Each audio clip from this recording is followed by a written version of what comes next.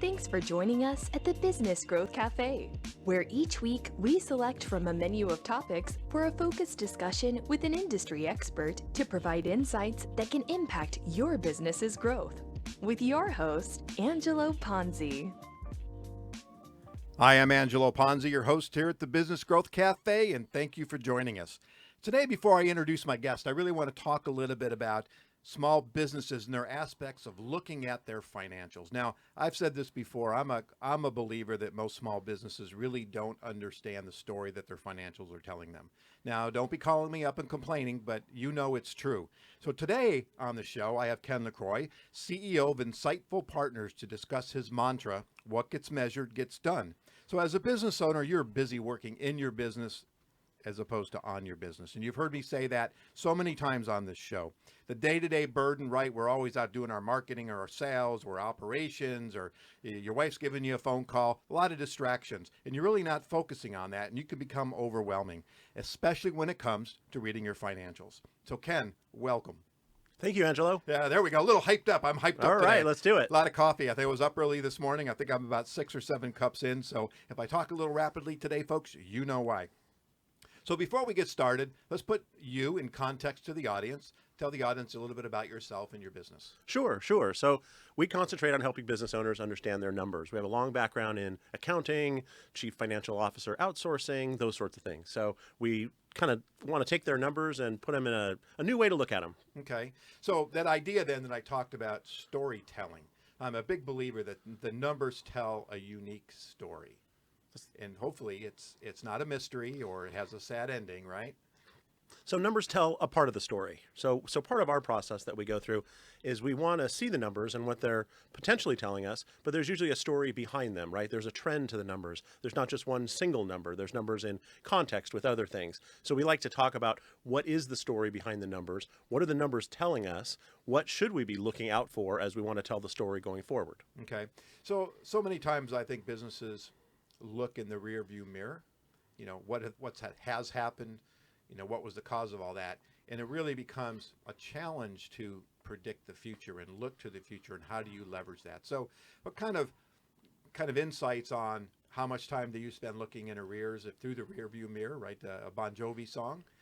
Don't look in the rear view mirror unless you plan on going backwards or whatever that saying was. But how do you balance that with your clients? Sure. Well, let's remember that the definition of accounting is looking backwards. There is no forward-looking statements. There's no forward-looking projections, if you will, in a regular financial package from your CPA or from, GAAP-related financials. So we use those numbers to check in. We use those numbers to see what trends might be there, but those kind of form the basis of what we might be looking for. So what we do with our clients is we get them used to estimating the future. And a lot of people think that their estimates, their budgets, their forecasts have to be highly accurate, and they don't. Just the process of going through and estimating what might happen with sales, estimating what might happen with gross margins, estimating what might happen with different activities gives some insight for when we do measure against that and we miss it. Maybe we miss it by a wide margin. The issue is not missing it. The issue is, why did we miss it? And so by constantly projecting the future and then constantly seeing how you're doing against the future when that time comes, creates sort of a root cause analysis mentality with people and gives them sort of a muscle memory on how to predict things better next time. And so we find over time that they get better, the companies get better, the teams get better at predicting the future, and that gap sort of narrows in a little bit. And just by doing that, I think it helps them concentrate on the key drivers of value in their business. Okay. So there's a little bit of guesstimating, but or throwing it against the wall and Absolutely. see what sticks, right? But to your point, which I find really interesting, is it's okay to be off as long as there's some context and understanding of why you were off. So we're constantly learning. And I think that's the biggest struggle, I think, with business owners, because they're used to being right. They're used to hitting targets. They're used to exceeding goals. And the conversations we have is, look, it might not be estimable completely, but it's partially estimable. So why wouldn't you want to know a little bit more insight into the future and see how that is? Even if you miss it by a wide margin, it's better than not thinking about it at all. Okay. All right. So I want to go back just a little bit, and there's a couple questions I always ask my guests. But the first one I want to ask you is, what is the best business advice you've ever received and or given if it's different? Sure. Well, they are different. So the best business advice I received, I was fortunate at a young age in college to be able to meet the chairman of ARCO, Atlantic Richfield, the Okay. gas company, the fuel company. And, sitting at the top of this Arco Tower in downtown LA was a little intimidating, but a very nice conversation. But the key takeaway for me was he said to me, do what you enjoy. Do what you really enjoy, because you're going to spend your whole life doing it.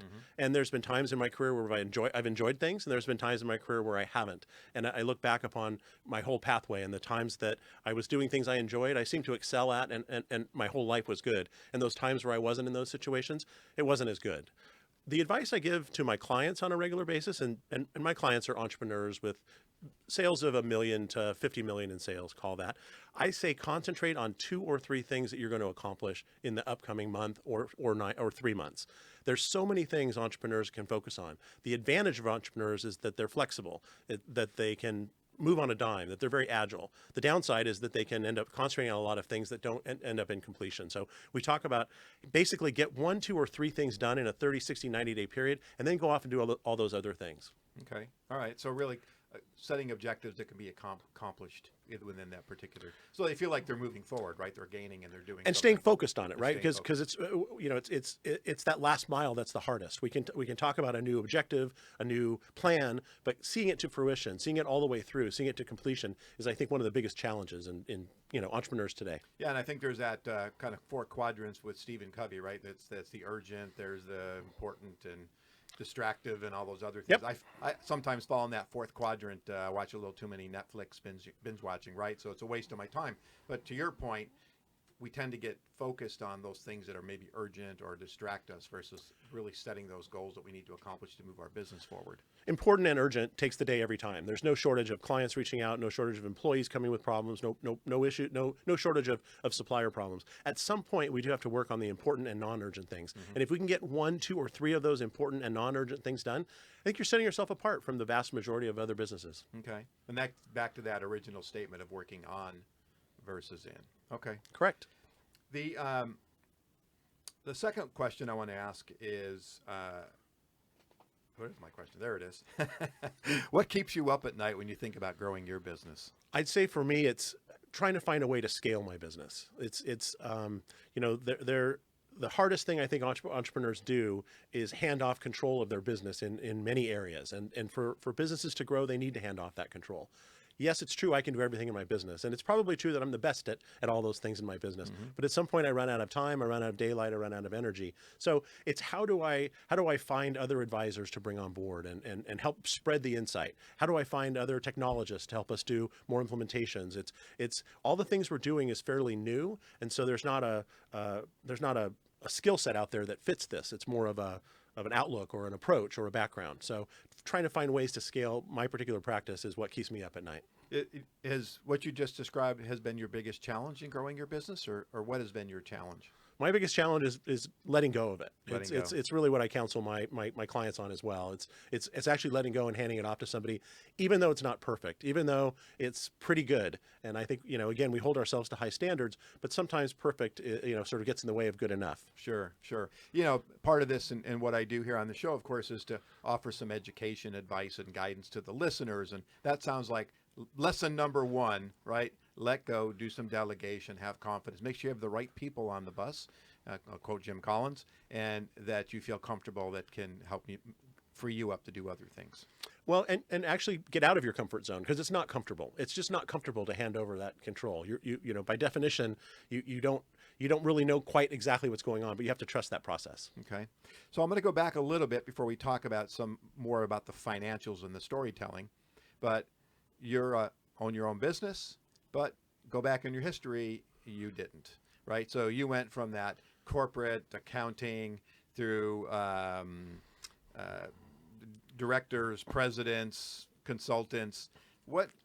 How did you make that leap? For those of you out there on the corporate side listening to this show, sitting in the cubicle, being an accountant, and you're thinking about you want to be a fractional CFO, what was that motivation? What prompted you to make that move? So I think in the background of me growing up through all those positions, I always knew at some point I would be a consultant. But the hardest thing to do is jump out and do it. I was fortunate or unfortunate enough to be forced by sort of the 2008, 2009, troubled times, if you will. It was a very difficult time to put it very nicely. Right, by the way. Yeah. right. It was a very difficult time to get a job as a CFO. And so I thought, well, it's sort of now or never. Let's just jump out and do it. So for me, the fact that the risk was lower really helped. But I always knew in the back of my mind that I would do it. And I'm, in retrospect, really glad that I did it. It's been a wonderful run over the last 10 years. And I'm looking forward to another 10, 20, maybe even 30. We'll see how we do. Yeah, that's fantastic. That first step is really hard. I've had several opportunities or have several businesses, but the one in particular where it started my second business, I was working for an ad agency and I was actually trying to buy it, and they broke the deals off. I got mad, and that was my impetus to take that first step and go out and start my own business as a consultant. And here many years later, I'm glad I did. Recently, you and I were in a meeting together, and you're making a presentation, and you made this statement, and I want to read it, and I want to explore it. You said, I find it interesting. I never said that. Sorry. I realize in 10 years of doing this and trying to sell business owners on the value of accounting is they don't value it, and they don't value it for a number of reasons. Explain. Sure. Well, coming from the accounting world, it's a bit of a heretical statement, but I think that for the businesses that we deal with in our firm, the business owners and managers were there when it happened. So there's not a lot of news value to the financials. And they keep talking, all their advisors and the coaches all say, you need to know your financials, you need to look at your financials. And I think they do, and they try. But at the end of the day, there's not a lot of news value to knowing that sales went down because they were there when the customer changed their order, or the fact that gross margins are compressed because they signed the contract for the new price increase. The balance sheet, that's not how they run their businesses, right? They don't reserve for warranties in their mind. When a warranty claim comes in, they fix it and send it back out again. So it's important to remember that those financials are meant for the outside world. They're not necessarily meant for the owner and manager. They're useful at times to the owner and manager, but they date back to the Securities and Exchange Act of 1933. They're designed to prevent fraud in the investor marketplace. So they're there to help the bankers, stakeholders, creditors, other people that might want to purchase your business, help them understand your business and how you relate to other businesses in your space. And then how does your space or industry compare to other industries? That's what they're truly there for. Okay. All right. Interesting. When someone engages you, what's their pain point? Why do they pick up that phone and say, Ken, I need your help? Sure. They want to make better decisions with data, and they're frustrated because they can't. And a lot of times the accounting department is the one holding them up, because there are, again, accounting departments don't think about the future. Accounting departments think about the framework of accounting and how can we fit this activity into the framework that we've decided is best for investors, not necessarily the best way to understand the numbers. Okay. I give presentations on implementing a brand checkup, a brand health checkup. So same question for you is, how often should a company, I'll call it a financial checkup for the business? I mean, is that something they do every month, or is that a quarter, or is that a year? Is that annual strategic plan that everybody kind of waits we'll do it on the annual planning process, but that's way too late for me. Sure. It was a great question. And I think it depends on the cadence of the business and the type of information that you're looking at. So from our perspective, there are yearly things that we do. There's yearly goals and there's yearly targets. Heck, there could even be a 10-year target. But there's certainly quarterly check-ins because, during the course of a quarter, most of the seasonal noise might have gone away. So those are very, very valuable numbers to look at. There's monthly numbers we look at. Every time the month closes, we review those monthly financial numbers. But there are also weekly numbers we look at. We look at cash flow numbers on a weekly basis. And in some cases, there's daily things we look at. We look at sales by day, or number of customer calls by day, or some sort of metric. So checking in on your business, it really depends on what you're trying to accomplish and what that cadence should look like. But, okay. And I'm assuming that varies by industry and the type of business, right? So it isn't there's a formula to it, but it's not formulaic in the sense that it's going to vary. Because my next question is about KPIs and really establishing those. We do that in marketing, right? What are those milestones? What are those objectives? And I assume it's the same on the financial side. So, what are some obvious KPIs that our listeners should, at a minimum, be putting in place when they think about their numbers? I can think of 5. We always start with our clients with the top 5, and there's a reason behind these top 5. Number 1 is revenue growth, because that's what an outside investor at the end of the day is going to look at, is how well can you grow your revenue. The second one is gross margin or gross profit, and that decides how profitable you are with those sales. Again, that relates to efficiencies and effectiveness, and we want to see gross profit growth. The third one we like to look at is what's your total return at the end of the day? What amount of money is being returned to the investors, to the stockholders, to the people that own the business? What does that number look like? And how is that growing or not growing? And then I sort of throw in two others. One is sort of an efficiency measure. We take revenue and divide it by the number of employees that you have. And we can do that at the end of the year or at the end of the quarter. But if we compare that, if we just take revenue and divide it by the number of employees that you have, we can see sales by employee. And if your sales are going up, but your employee count is going up faster, then we can see that immediately that that's a lack of efficiency. If it goes the other way, then that's a leveraging of what you have.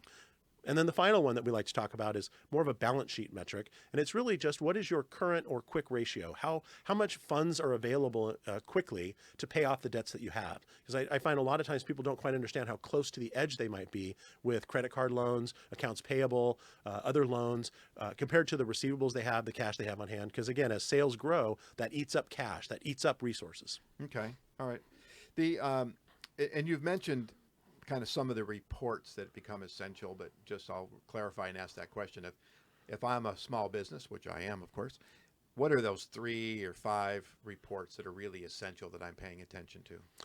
Well, the reports look in the past. So by definition, they're not as helpful as they might be going forward. There's no standard report going forward. It's bespoke to whatever you're trying to accomplish. But at a minimum, the income statement, and we have a couple different ways of looking at that. So how does this month's income look compared to last month's income? How does our year-to-date income look compared to last year-to-date's income? How does this month's income compare to this same month last year? And the balance sheet, of course, is a very important measure for some of those same things. Okay. So as you started your kind of next evolution in your business, you just recently launched some technology. Yes. So I want to talk a little about that, because when I think about accounting and finance, I mean, it's the guy with the visor and the armbands on doing a lot of calculator stuff. And we still do that, by the way. And you do that. Yeah. I also think of poker games when I see that guy too. Right. Yeah. And but you've implemented a kind of a forward-looking technological piece of software. I can think of a better way to describe it. But when I saw it, it was eye-opening and exciting. I'm still the marketing guy's going, the numbers looked exciting, because it really offered a lot of insights. And so I want to talk a little about that, because that really seems like a real strong point of differentiation for you. And I think before you talk about it, that's really important when a business is really, how do they separate themselves from their competition, right? You're consulting, a fractional CFO, and offering those types of services. And I could say, yeah, what do you offer different than this guy over here? Because, hey, you're both looking at the numbers, you're both reading the same reports. So this really is a true differentiator for you. But more importantly, it's a really cool piece of technology. And ready, get set, go. Perfect. Thanks for that lead in. So it's a really exciting time in technology. So we get sort of jazzed up about accounting and technology and where that's going. And we're moving from banging on the keyboard to get data entry in to grabbing data wherever it exists digitally and doing some aggregation with that and some comparison with that. So the tool that you saw is one of many tools that we use. They're not developed by us. They're off-the-shelf software that anyone can implement. But the beautiful part of it is it's no longer heavy lifting to get the data input, stored, or evaluated. Those things are very inexpensive to do. And the more data that you have, the more trends that you can find, the better you can help predict the future. And we do think it's an exciting way to look at things. We think that printed reports are fairly boring. We think that dashboards and graphs and charts and relevant information and relevant dialogue is very important. And we concentrate a lot about how to run those monthly meetings, how to run a meeting more effectively. And it usually doesn't start with paper reports. Mm-hmm. Well, I think you're playing into the trend, obviously, as more millennials, if you will, are getting in upper management and being the people responsible for reading those reports. Being digital and online and it is really very important. I mean, that they don't really read paper. I mean, Yep. You get a little older, yeah, we still want some paper in front of us. If you're looking at my desk here, you can see a lot of paper, but that generation is not going to deal with it. So you're really, my hat's off. You're kind of on the forefront of all this and really setting the tone of how accounting and financials can really be viewed. Thank you. We think we are. Yes. Yeah, that's really exciting. So, tell me a story. I like stories. Tell me a story about a successful engagement, and then tell me a story about a not so successful engagement and kind of the reasons why. Sure. A recent successful engagement we have is a company that's been growing, call it 40% year over year for about 4 years. And they were a bit constricted in their accounting. Their accounting processes and procedures was, I don't know, 10, 15 years old. They were waiting for their CFO to retire. And that took a little while to negotiate, and that finally happened. And we were able to come in, and I think the business owners were concerned about all the activity that was happening in their business because they were growing so fast, but they didn't feel like they had a handle on it. The financials were published 30, 60 days late. There was always a lot of variation in them that was difficult to explain. And so we were able to come in and immediately start figuring out what are the 5 or 10 things we should be looking at. And some of those were the things I mentioned earlier, and some of them were a little more bespoke to their business. And we just started focusing on, again, what should we be targeting? And why should we be targeting that? Should we be targeting that because of our strengths, because of our industry strengths? What are the true value drivers in our business? So we were able to implement some streamlined accounting procedures and policies so they could close their books much faster, but also create things for them to look at to gain comfort or discomfort around what's happening in their business. Okay. The unsuccessful engagements we have, I like to describe it, our approach is that we want to find the business owners and teams and management teams that want to make better decisions with data. If someone doesn't, then our sort of services really don't fit because we're bringing insight, clarity, and accountability to the team. And I think there are a number of business owners and teams that lack that accountability, and they don't necessarily want to fix that. So our job is not to convince everyone they should be making better decisions with data. It's to find the ones that want to and help them do that better. And I really appreciate that. Years ago, we were working on this RFP, and there was a question in there that I thought was brilliant. And the prospect said, describe your ideal client. And my response is, that one that lets us do our job and wants us to do our job. And I say this all the time because I had a prospect call me, I don't know, it was about 6 or 7 months ago. And long story short, it said, I'm not a real big believer in marketing, but you've been recommended. Convince me. And my answer was, I'm not going to. I don't want to put myself in that situation because if I convince you today, I have to convince you tomorrow. So how are we doing, Paul? Almost there? A couple minutes? So 2 more questions I think I've got. What is the biggest mistake you see small to medium-sized businesses making? I would say there's a focus on growth, and there's a lack of focus on profitable growth or sustainable growth or even affordable growth. So when businesses grow, they consume resources.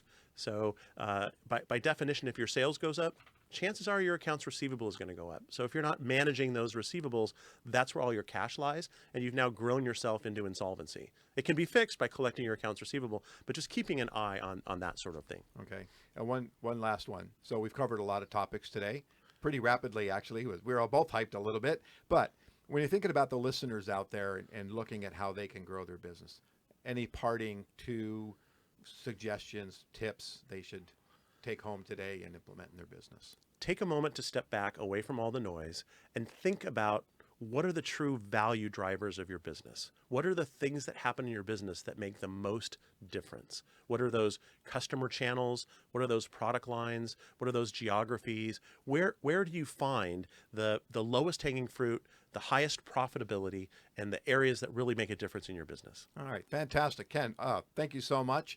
Let's tell the listeners how they can get a hold of you, your website, your emails, all that good stuff. Sure. We're Insightful Partners, insightfulpartners.com.